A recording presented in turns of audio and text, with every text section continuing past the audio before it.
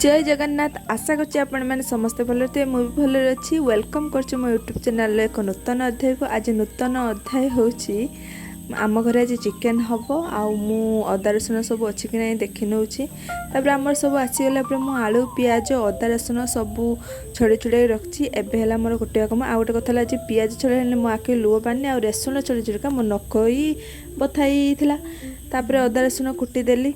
नना आमर शुई पड़ी। चिकेन आसला बो से लुण हलदी पकईकी गले गुला देले। एपटे पियाज मसला कषी तापर आम गैस रे करथुले। पुणी चुली को नहीं आसिले। चुली रे सब मसला फसला देकी कषा बाहर कले। फास्ट नन पाई अरागुआ बाहर करदेले चिकेन तरकारी। तापर आम लंका गुंड पकईकी कषा बाहर करनेले। तापर कषा तो मु नेकी खाऊली। तापर झोल पाई आम से पानी ढालदेलु। तापर भात आउ चिकेन झोल सहित खियागला। तापर लास्ट रे आम चिकेन झोल सहित मुड़ी खाइथिलु।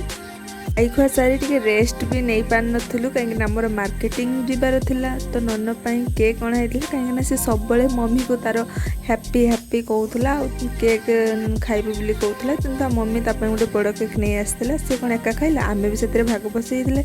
आ छोट छोट आइसक्रीम 5 टंकिया एवढे सब नहीं आसते। खास तो लगुन टेस्ट नाला।